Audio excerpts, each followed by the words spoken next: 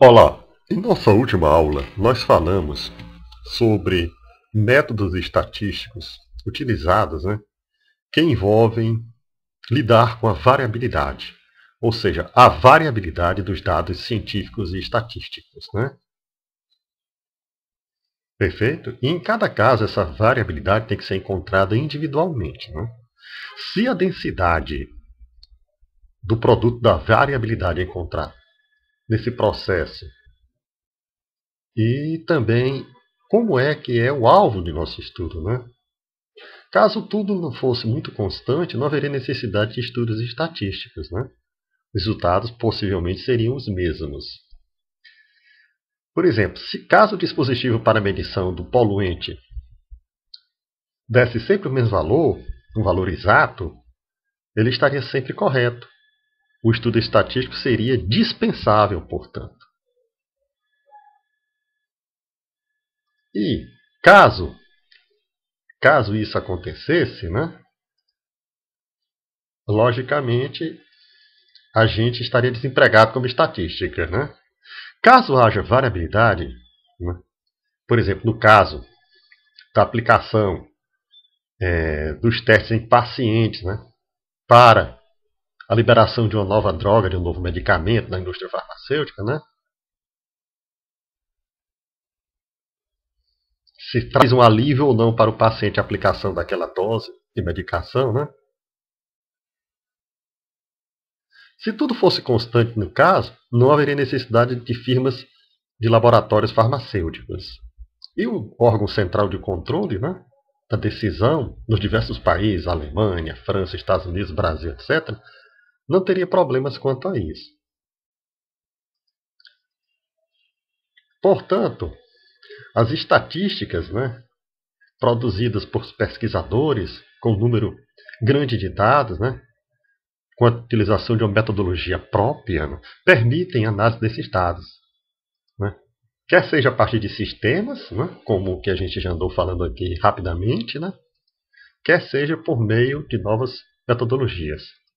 Então isso é uma verdadeira natureza da ciência estatística, da chamada estatística inferencial ou estatística indutiva, ou seja, aquela que utiliza técnicas que nos permitem, nos possibilitam ir muito além de uma simples comunicação de dados para desenho de conclusões ou inferências sobre o sistema científico pesquisado. Portanto, os estatísticos fazem utilização de leis fundamentais da probabilidade e da inferência estatística para concluir sobre os sistemas científicos. A informação é, pois, recolhida na forma de amostras, é coletada, portanto, ou de coleções, de observações. Esse processo de coleta de amostras a gente vai estudar aqui em capítulos posteriores. E também a discussão desses resultados das amostras, também ao longo de todo esse nosso estudo aqui da estatística. Sabemos que as amostras são coletadas de populações, que são coleções dos indivíduos, ou itens individuais de determinado tipo. Então a população é o conjunto completo dos indivíduos que a gente está estudando. Às vezes essa população ela quer dizer um sistema científico. Exemplificando, um fabricante de placas para um computador, ele pode querer eliminar defeitos nessas placas. Então ele retira uma amostragem, que é uma coleção de informações, de 100 placas de computador. Ele pode retirar essa amostragem aleatoriamente ou sistematicamente, conforme seu método de coleta de dados. A população aqui são todas essas placas de computadores que foram fabricadas pela indústria, durante um certo período específico. Poderia ser um dia, um mês, um ano, 2 semanas. Aquele que o interessado no estudo delimite como sendo bom para que o estudo seja feito. Portanto, a população são todas as placas de computadores fabricadas durante um determinado tempo. Caso uma melhoria seja feita na placa de computador e uma segunda amostra de placa seja necessária, coletada, as conclusões extraídas em relação à eficácia da mudança do processo devem se estender a toda a população de dados, toda a população de placas de computadores produzidas após a melhoria dos processos. Por exemplo, quando a gente vai em uma indústria farmacêutica, né, uma amostragem composta de pacientes pode ser tomada para que se tire conclusões, né, pelos dados que foram. Caso cada dado seja uma droga específica, pode reduzir ou não a pressão arterial, por exemplo, a pressão do coração. O interesse, então, tem foco nas conclusões dessa população, né, das pessoas que estão acometidas de hipertensão. Em diversas ocasiões, é muito relevante coletar de uma forma sistemática, com um planejamento bem adequado, né, para que se possa ter uma conclusão também muito adequada. Em diversas ocasiões, esse planejamento é bastante limitado. Muitas vezes, a gente se concentra apenas em certas propriedades, em certas características dos itens estudados, ou objetos da população.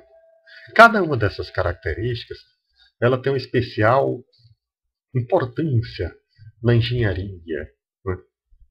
Uma importância na biologia para o cliente. O engenheiro é um cientista que busca aprender sobre a população, ele está, portanto, realizando a pesquisa. Como exemplo disso, em uma das ilustrações, né, de nosso estudo aqui, de uma qualidade de processo, tem que ver com a densidade desse produto de saída de um processo.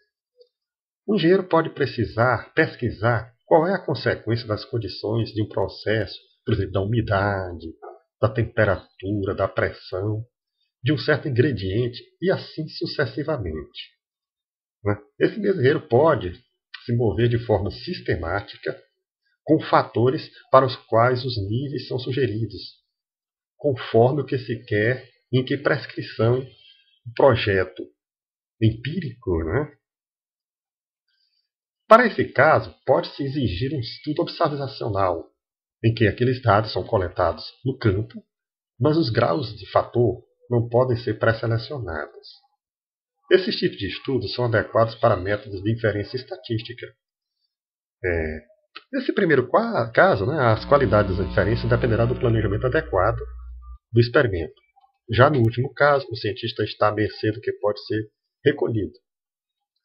Outro exemplo por exemplo, se o engenheiro agrônomo está interessado em pesquisar o efeito das chuvas na produção, por exemplo, de batatas, os seus dados podem ser reunidos durante um período de inverno.